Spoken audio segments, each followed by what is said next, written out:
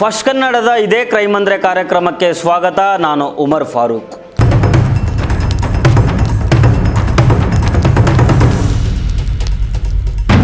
ದಕ್ಷಿಣ ಕನ್ನಡ ಅಂದರೆ ಅದು ಬುದ್ಧಿವಂತರ ಜಿಲ್ಲೆ ಅಂತ ಹೇಳ್ತಾರೆ.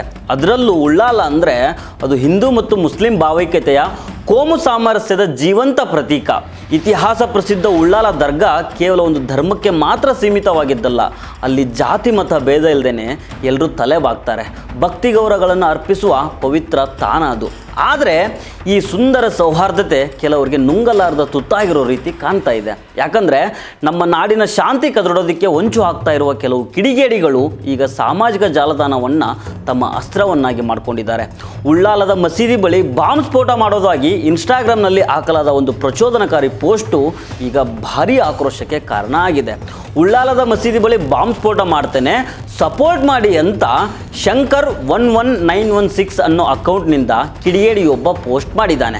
ಇಲ್ಲಿ ಗಮನಿಸಬೇಕಾಗಿರೋ ಆಘಾತಕಾರಿ ಸಂಗತಿ ಏನಂದರೆ, ಈ ಪೋಸ್ಟ್ ಹಾಕಿರುವ ಖಾತೆಯಲ್ಲಿ ಹೋದ ವರ್ಷ ಕೊಲೆಯಾಗಿದ್ದ rowdy sheeter Suhas Shetty photo profile picture ಆಗಿ ಇಟ್ಕೊಂಡಿದ್ದಾನೆ.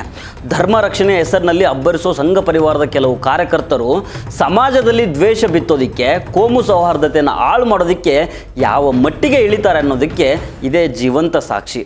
ಸಮಾಜವನ್ನು ಒಗ್ಗೂಡಿಸುವ ಬದಲು ತಮ್ಮ ರಾಜಕೀಯ ಮತ್ತು ಸೈದ್ಧಾಂತಿಕ ಬೇಳೆ ಬೇಯಿಸ್ಕೊಳ್ಳೋದಕ್ಕೆ ಇಂತಹ ಯುವಕರು ಸೈಬರ್ ಉಗ್ರರಂತೆ ವರ್ತಿಸ್ತಾ ಇರೋದು ನಿಜಕ್ಕೂ ದುರಂತ. ಆದರೆ ಮಂಗಳೂರು ಪೊಲೀಸರು ಈ ಸರ್ತಿ ಸುಮ್ಮನೆ ಕೂತಿಲ್ಲ. ಅವರು ಈ ಕೋಮು ಪ್ರಚೋದಕ ಪೋಸ್ಟ್ ವೈರಲ್ ಆಗ್ತಾ ಇದ್ದಂಗೆ ಉಳ್ಳಾಲ ಪೊಲೀಸರು ಎಚ್ಚೆತ್ತುಕೊಂಡಿದ್ದಾರೆ. ತಕ್ಷಣವೇ ಸುಮೋಟೋ ಪ್ರಕರಣವನ್ನು ದಾಖಲು ಮಾಡಿಕೊಂಡಿದ್ದಾರೆ.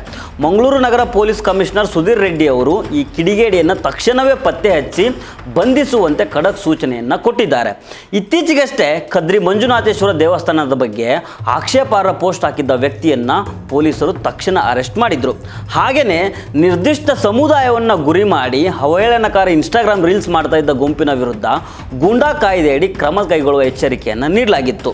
ಈಗ ಮಂಗಳೂರು ಸೈಬರ್ ಪೊಲೀಸರು ಸೋಷಿಯಲ್ ಮೀಡಿಯಾ ಮಾನಿಟರಿಂಗ್ ಸೆಲ್ ಮೂಲಕ ಹದ್ದಿನ ಕಣ್ಣಿಟ್ಟಿದ್ದಾರೆ. ಪೊಲೀಸ್ ಇಲಾಖೆ ಸ್ಪಷ್ಟವಾಗಿ ಎಚ್ಚರಿಕೆಯನ್ನು ಕೊಟ್ಟಿದೆ. ಇಂತಹ ದ್ವೇಷಪೂರಿತ ಪೋಸ್ಟ್ಗಳನ್ನು ಹಾಕುವವರಷ್ಟೇ ಅಲ್ಲ, ಅದನ್ನು ಲೈಕ್ ಮಾಡುವ, ಶೇರ್ ಮಾಡುವ ಮತ್ತು ಪ್ರಚೋದನಕಾರಿ ಕಮೆಂಟ್ ಹಾಕುವವರ ವಿರುದ್ಧ ಕೂಡ IT ಕಾಯ್ದೆ ಮತ್ತು BNS ಅಡಿಯಲ್ಲಿ ಕಠಿಣ ಕ್ರಮ ಗ್ಯಾರಂಟಿ ಅಂತ ಹೇಳಿದ್ದಾರೆ. ಆದರೆ ಇಲ್ಲಿ ನನಗೊಂದು ಡೌಟ್ ಇದೆ. ನಮ್ಮ ಕಮಿಷನರ್ ಸುಧೀರ್ ಕುಮಾರ್ ರೆಡ್ಡಿ ಅವರು ಬರೀ ಆರೋಪಿಗಳು ಅಷ್ಟೇ ಅಲ್ಲ, ಅವರ ಜೊತೆಗೆ ಓಡಾಡಿದವರು ಕೂಡ ಆರೋಪಿಗಳಾಗ್ತಾರೆ ಅಂತ ಹೇಳಿದರು. ಆದರೆ ನಾನು ಸೋಷಿಯಲ್ ಮೀಡಿಯಾದಲ್ಲಿ ಅಬ್ಸರ್ವ್ ಮಾಡಿದ ಪ್ರಕಾರ ತುಂಬ ಅಕೌಂಟ್ಗಳಲ್ಲಿ ಕೆಲವು ರೌಡಿ ಶೀಟರ್ಗಳ ಫೋಟೋಗಳನ್ನು DPಗಳಾಗಿ ಹಾಕೊಂಡಿರ್ತಾರೆ. ಎಕ್ಸಾಂಪಲ್, ಈಗೊಬ್ಬ ರೌಡಿ ಶೀಟರ್ ಸುಹಾಸ್ ಶೆಟ್ಟಿ ಫೋಟೋವನ್ನು ಹಾಕ್ಕೊಂಡಿದ್ದಾನೆ. ಇದೇ ರೀತಿ ತುಂಬ ಜನ ರೌಡಿ ಶೀಟರ್ಗಳ ಫೋಟೋ ಹಾಕ್ಕೊಂಡು ಅವ್ರನ್ನ ಮೆರೆಸೋ ಕೆಲಸ ಮಾಡ್ತಿರ್ಬೋದು ಅಂತ ಅನಿಸುತ್ತೆ. ಆ ಕಡೆಯೂ ದಕ್ಷಿಣ ಕನ್ನಡದ ಪೊಲೀಸರು ಗಮನ ಹರಿಸಬೇಕಾದ ಅವಶ್ಯಕತೆ ಇದೆ. ಯಾವುದೋ ಕಿಡಿಗೇಡಿಗಳು ಬಿತ್ತುವ ದ್ವೇಷದ ಜಾಲಕ್ಕೆ ಬಿದ್ದು ಶಾಂತಿಯನ್ನು, ನಮ್ಮ ಭವಿಷ್ಯವನ್ನು ಹಾಳು ಮಾಡ್ಕೊಳ್ಬಾರ್ದು. ಉಳ್ಳಾಲ ದರ್ಗಾ ಸಾರುವ ಪ್ರೀತಿ ಸಾಮರಸ್ಯದ ಸಂದೇಶನೇ ಗೆಲ್ಲಬೇಕು. ಈ ಬಗ್ಗೆ ನಿಮ್ಮ ಅಭಿಪ್ರಾಯ ಏನು ಅನ್ನೋದನ್ನು ಕಮೆಂಟ್ ಮಾಡಿ ತಿಳಿಸಿ. ನಮಸ್ಕಾರ.